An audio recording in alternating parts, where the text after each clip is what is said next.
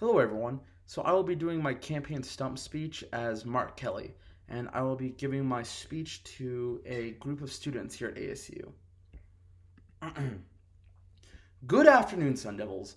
I'm so glad to be standing here at the beautiful Laddie F. Core Hall, being able to talk to the next generation of not only our great state, but our great country. You know, I always love coming on this campus. The atmosphere, the energy, and the upbeat look on each of your faces here today. For those of you who don't know, I have a daughter who actually attends ASU here on the Tempe campus. I told her I was so proud she decided to pick ASU because I'm not sure I could ever support a Wildcat. But enough of that. I know many of you here are truly invested in the future of Arizona, and together we can accomplish great things for our beautiful state. Tonight, I want to focus on three key areas that I feel directly affect all Arizonans in their daily lives, especially the lives of you all here today: healthcare, education, and climate change. These three areas are the focus of my campaign for the Senate seat, and I know that this seat has a lot of history and respect that comes with it.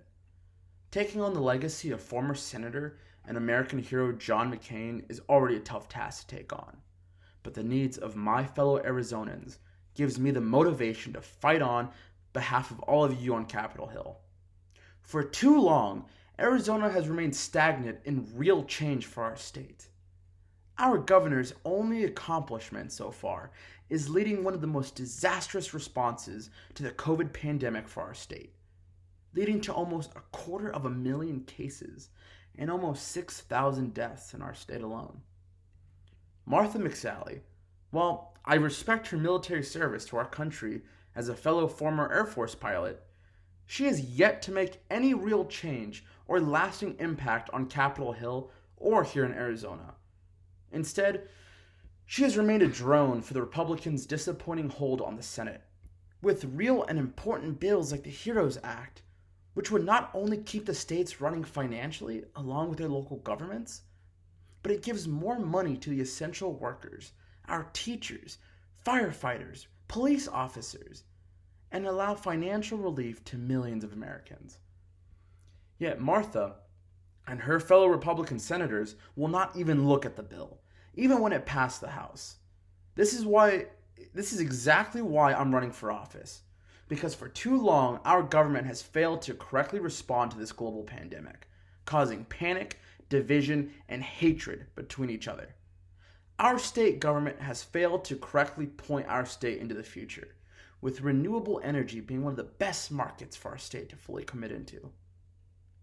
My fellow Arizonans, speaking to you all here at one of the best public universities in the world brings me great pride, knowing that our state has such a great secondary education system. But what doesn't give me pride is the increasing rates of tuition for our universities, especially here at ASU. That is why I've argued that in order to build a stronger and more sturdy economy, we need more students to attend college or trade schools after high school. The future of Arizona and the nation is based on the level of education that you all have here at this institution. How can we build the future of Arizona when the technology and tools that we need have yet to be invented or with nobody skilled enough to work it? That is why I promise you all here that if I get elected to be your senator, I will go to Washington and fight for more grants and financial aid for you all. I will tackle the issue of student loans, arguing that the federal government must lower the interest rates on student loans to allow more students the opportunity to go to college or secondary school. The point isn't to get a piece of paper and a big bill at the end of your education. It's to make sure that every American can build a comfortable life and contribute to a country that leads the world in innovation and stability. Furthermore, I am proud to stand alongside every teacher who stood up and marched for change. Teachers deserve not only better wages, but they deserve to actually have money to buy the textbooks, the desks, and the equipment needed to successfully teach our children. The average amount per pupil spending for public elementary and secondary education here in the US was about $12,200.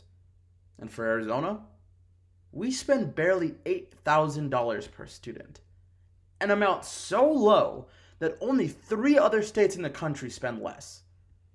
This will not be the case if I get elected into office. My priority will be to make sure our state colleges are less expensive to enroll in, more federal funding to financial aid, and getting the state Congress to increase our funding for education. Second, one of the biggest topics for debate in this country is that of healthcare. But let me tell you this, healthcare is a right. Every Arizonan should have quality healthcare that covers them if they get sick or need a specialist. My wife and I are so thankful for having great healthcare plans that helped us. When I was diagnosed with prostate cancer, and when my beautiful wife nearly died from a failed assassination attempt, we were so glad that we had plans that covered most of the hospital bills. But here's the thing. My wife and I were incredibly fortunate to have these healthcare plans. But there are millions of Americans who aren't so fortunate enough to be covered. That is why I am supporting Access all the way. As of October of this year, we have over 2 million Arizonans on Access, with thousands more expected to join if this pandemic doesn't lessen up. However, we have some in the state Congress that have viciously attacked our state healthcare system, who, by doing so, are threatening to take away the state plans that cover those 2 million Arizonans. But this fight isn't just on healthcare plans. This is a fight against the big pharmaceutical companies who make billions of dollars off the health issues and conditions of us. It's time for the federal government to step in and force these corporations to lower their prices on prescription drugs to make it financially easier and less stressful for us all. We must also go after the companies, the doctors, and the representatives who help cause this opioid epidemic we've seen play out in our country for the last few years. Finally, and what I believe is the most pressing topic of them all, is that of climate change. My fellow Arizonans, climate change has serious consequences for our state. The increasing temperatures here in the valley are causing undue burden onto our local economy, and even worse, creating longer droughts that directly impact how we get access to our water.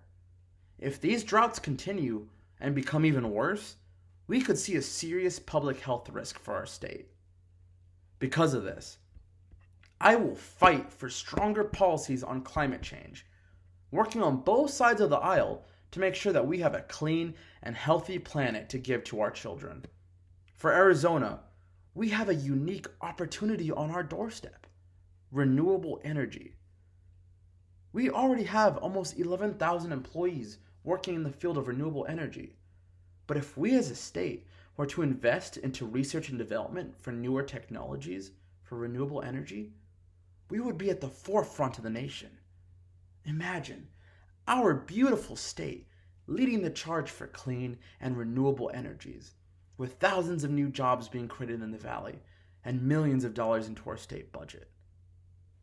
Sun Devils, renewable energy is the future of America, and it should be our goal to embark ourselves into a new direction of solar energy, allowing our state to be the prime example of how successful renewable energy can be for the economy and the community.